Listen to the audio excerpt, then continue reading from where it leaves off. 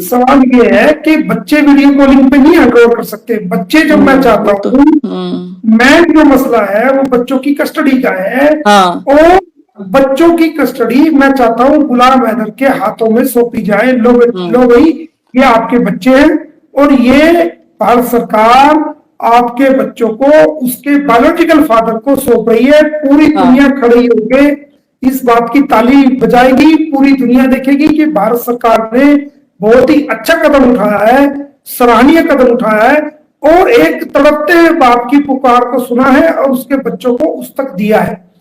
कैसे हैं मेरे सभी प्यारे बहन भाइयों, आशा करती हूँ आप सब अच्छे होंगे। आज मैं फिर से हाजिर हूँ एक नई वीडियो के साथ। आज हम बात करेंगे गुलाम हैदर के बारे में कि कोर्ट से एक नया फैसला जारी हुआ है, ये भारत में हुआ है और मीडिया खबरों के अनुसार ये मैं आपको बता दूं कि गुलाम हैदर जब से सीमा हैदर पाकिस्तान से भारत आई है तब से बहुत परेशान चल रहा है और उसी बीच उसने काफ़ी सारे केस लड़े हैं, काफ़ी सारी अदालतों के चक्कर काटे हैं।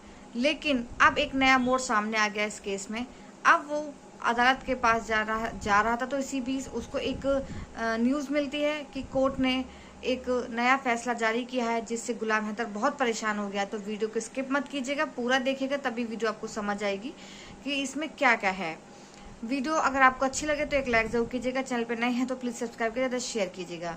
गुलाम हैदर के लिए एक बड़ा परेशानी वाला सवाल उठ गया है कि उसे अब सिर्फ बच्चे ही मिलेंगे, सीमा नहीं मिलेगी। तो इसमें क्या दो राय है? अगर बच्चे मिलते तो बच्चों के लिए लड़ रहा है तो बच्चे उसे मिल जाए, बहुत अच्छी बात है। सीमा अगर यहाँ इंडिया में रहना चाहती है तो ये भी बहुत अच्छी बात है उसके लिए कि अगर वो अपने इंडिया में रहती है, उसके 2 बच्चे हैं तो वो इंडिया में रह ले, क्या दिक्कत है, उसका खुशी यहाँ पर है। लेकिन गुलाम हैदर को बच्चे चाहिए तो उसको 4 बच्चे देने का ऑर्डर मिल चुका है। ये मैं आपको वीडियो में दिखा रही हूँ, तो वीडियो को स्किप मत कीजिएगा, जैसा पूरा देखिएगा और ज़्यादा शेयर कीजिएगा और नेक्स्ट वीडियो का इंतजार कीजिएगा ताकि मैं आप नोटिफिकेशन आपको मिल जाए। सब्सक्राइब जरूर कीजिएगा। तो वक्त ज़ाया ना करते मैं आपको दिखाती हूँ गुलाम हैदर के वो बच्चे मिलने का जो कोर्ट से नोटिस जारी हुआ है वो वीडियो। तो आइए देखते हैं ये वीडियो वक्त ज़ाया ना करते हुए। अगर आपको कोई भी बात है, कोई भी अगर आपको कुछ कहना है तो प्लीज़ मेरे कमेंट्स बॉक्स में ज़रूर देखिए और कहाँ से आप मेरा वीडियो देख रहे हैं ये भी आप मुझे बता सकते हैं। सवाल ये है कि बच्चे वीडियो कॉलिंग पे नहीं एनरोल कर सकते। बच्चे जब मैं चाहता हूँ, मैं जो मसला है वो बच्चों की कस्टडी का है। और बच्चों की कस्टडी मैं चाहता हूँ गुलाम हैदर के हाथों में सौंपी जाए। लो भाई, ये आपके बच्चे हैं और ये भारत सरकार आपके बच्चों को उसके बायोलॉजिकल फादर को सौंप रही है। पूरी दुनिया खड़ी होकर इस बात की ताली बजाएगी, पूरी दुनिया देखेगी कि भारत सरकार ने बहुत ही अच्छा कदम उठाया है, सराहनीय कदम उठाया है और एक तड़पते बाप की पुकार को सुना है और उसके बच्चों को उस तक दिया है। तो मेरा जो अगर खाली एविडेंस कराना होता तो वो तो वीडियो कॉलिंग से भी हो सकती है, उससे कोई बड़ी बात नहीं। लेकिन असल चीज है जो उसको बुलाने का मकसद है कि उसको बच्चों को उसको सौंपा जाए ताकि वो भी आके यहाँ भारत सरकार से अपनी अपील को रख सके, भारतीय अदालतों से और भारतीय अपने कोर्ट से ये अपनी बात को रख सके, उसकी बात को भी सुना जा सके और सीमा के खिलाफ गुलाम हैदर की गवाही को एक ठोस सबूत बना के सब प्रूफ तो कोर्ट में दे सके। क्योंकि गुलाम हैदर से बड़ा सबूत कोई भी उसके खिलाफ नहीं है। तो अगर हमने उसकी मैंने लिखा यूपी पुलिस को कि गुलाम हैदर को सीमा हैदर के खिलाफ गवाह बनाया जाए, ये मैंने शुरू में लिख दिया था, वो लेटर है हमारे पास। अच्छा। तो गुलाम हैदर की गवाही हम सीमा हैदर के खिलाफ कराएंगे और इसको सजा कराएंगे और इसको जेल कराएंगे। तो हम उम्मीद कर रहे हैं कि इस हफ्ते के अंदर हम उसकी बेल कैंसिलेशन भी फाइल करेंगे। हमने वो सारी चीजों को पहले हमने कुछ अपनी लीगल स्टेप को चेंज किया था, लेकिन अब हम ये सोच रहे हैं कि उसकी बेल कैंसिलेशन के लिए हम फाइल करेंगे। और बच्चों की कस्टडी के लिए जो सरकारी मातहत बच्चों की कस्टडी की हम कोशिश कर रहे हैं कि सरकारी कस्टडी में बच्चे लिए जाएं और सरकारी देखरेख में रखे जाएं ताकि वो बच्चे सुरक्षित रहें। और ये तो भारतीय लोगों के लिए जो सिर्फ ये कहती है कि हिंदुस्तान जिंदाबाद, वो अपने बचाव में कहती है।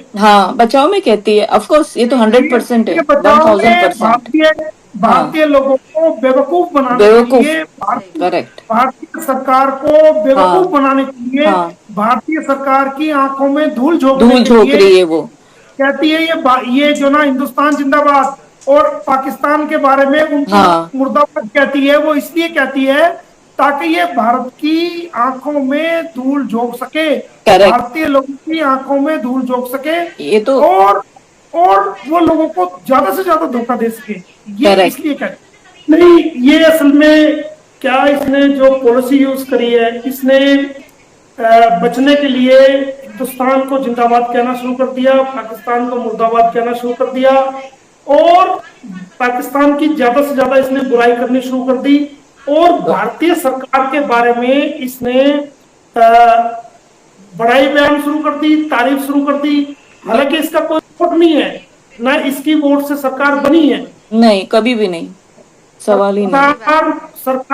सरकार जो बनी है वो भारतीय लोगों की वोट से बनी है, भारतीय बहनों भाइयों और भारतीय लोगों की वोट से सरकार बनी है। और सरकार जो है वो हमारी सरकार है, हमारे भाइयों की सरकार है, हमारे भारतीयों की सरकार है। इसका तो वोट भी नहीं है, इलीगल है, इसके तारीफ करने से कुछ नहीं होता। लेकिन इसने गेम प्लान, तो जो इसको स्क्रिप्ट लिख के दी गई है, गेम प्लान दिया गया, तो उसी के अकॉर्डिंग आपने देखा होगा कि कहीं ये जो है वो गौ माता की सेवा कर दिखा रही है, कहीं ये हवन कर रही है, कहीं सब फेक। ये सब बातें जो है, ये इसने जो बातें की हैं, ये सिर्फ गुमराह करने के लिए, और भारत सरकार को धोखा देने के लिए, लोगों को धोखा देने के लिए, और सारी दुनिया के लोगों को पागल बनाने के लिए इसने ऐसा किया है कि ये यहाँ टिक सके।